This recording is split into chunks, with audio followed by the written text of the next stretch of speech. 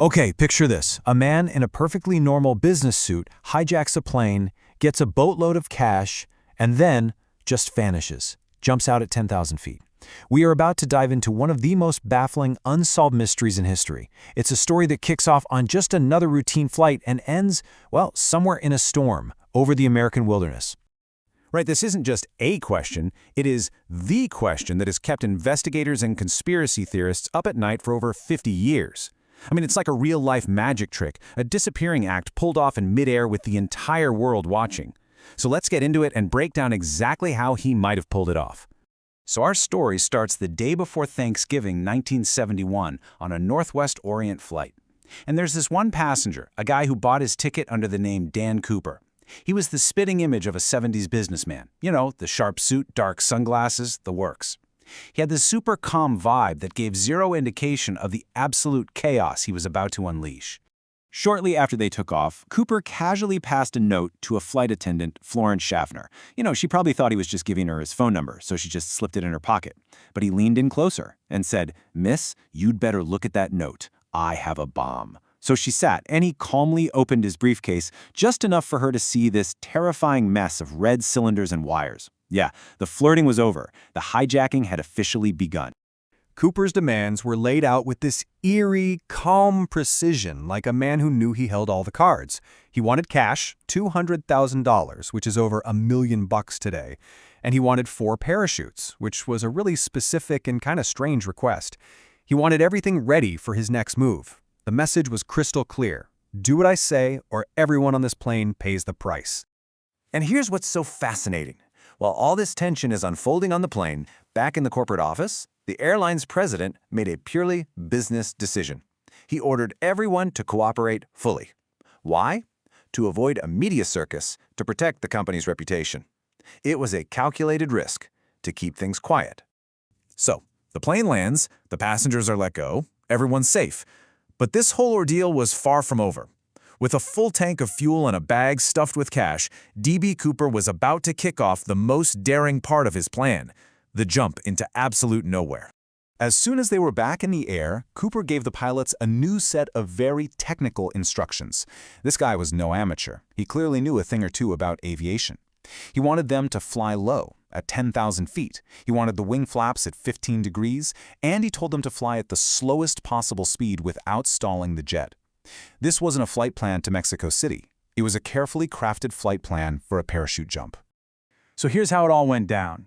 He calmly tells the last flight attendant to go join the pilots in the cockpit. A few minutes later, a warning light flashes on the instrument panel. The plane's rear staircase has been lowered. Then, at 8:13 p.m., the pilots feel the tail of the plane suddenly lurch upwards. When they finally landed in Reno, authorities swarmed the aircraft.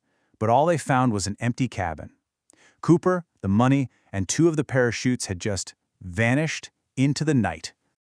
The man was gone, but the legend was just getting started. The FBI launched one of the biggest manhunts in its history, but it was like they were searching for a ghost. A single person who had disappeared into a vast, stormy wilderness in the pitch black of night. At first, investigators were pretty convinced that there was no way anyone could have survived this jump. I mean, just think about the conditions. He jumped at night into a freezing rainstorm, wearing a business suit and loafers. He would have been hit by 200-mile-per-hour winds in sub-zero temperatures.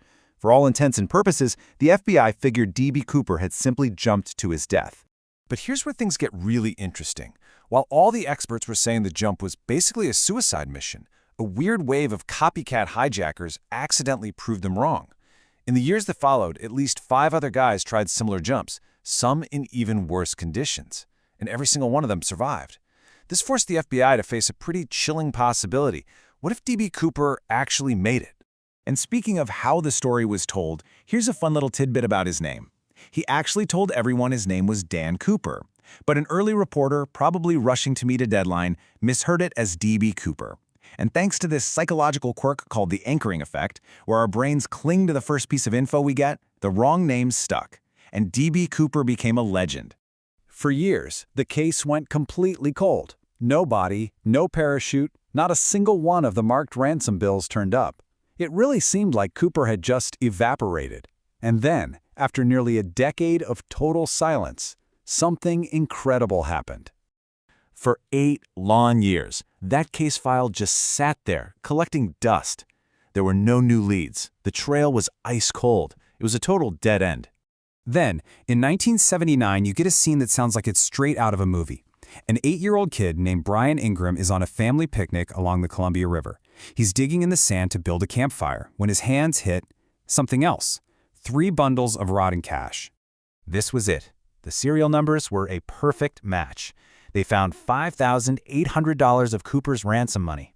It was the very first, and as it turns out, the only piece of physical evidence ever found outside the plane. But it just raised more questions than it answered. How did the money get there? Did he lose it when he jumped, or did he bury it and just never make it back? Finding that money definitely breathed new life into the case, but the hijacker's identity was still a total mystery. With so little physical evidence to go on, the FBI had to shift its whole focus. The question changed from "where is he?" to "who was he?" One of the few things Cooper actually left behind was his tie and a little tie clip. Years later, with much better technology, forensics found a huge clue. Using a powerful electron microscope, they found these tiny, microscopic particles of pure titanium on the clip. Now, back then, that material was almost exclusively used in the aerospace industry. This was a massive indicator that Cooper was an insider. He might have even worked for Boeing. Over 45 years, the FBI looked into more than 800 suspects, but 2 names always seemed to float to the top. First, there was Richard McCoy, a vet who pulled off a nearly identical hijacking just 5 months later. But his description didn't really match, and he had a solid alibi. Then there was Robert Rackstraw, a Vietnam vet with parachute training who fit the profile pretty well, but the FBI could just never find that one piece of hard evidence to pin it on him. And so, after decades of chasing ghosts and analyzing microscopic clues, the mystery just got deeper. The investigation became the longest and most expensive in the history of the FBI, but the true identity of D.B. Cooper remained this incredibly frustrating puzzle. Finally, in 2016, a full 45 years after that jump, the FBI officially suspended the active investigation. With no new leads and resources better spent elsewhere, D.B. Cooper's hijacking was filed away. It was destined to remain the only unsolved case of its kind in American history. So in the end, we're left with this enduring enigma. Who was D.B. Cooper? Was he a brilliant master criminal, a meticulous planner who pulled off the perfect crime and just faded into a quiet life? Or was he just a desperate guy who took a massive gamble and lost, his body and his fortune swallowed by the vast, unforgiving wilderness? The truth, it seems, just disappeared with him into that stormy night sky. And maybe that's what makes his stories so unforgettable.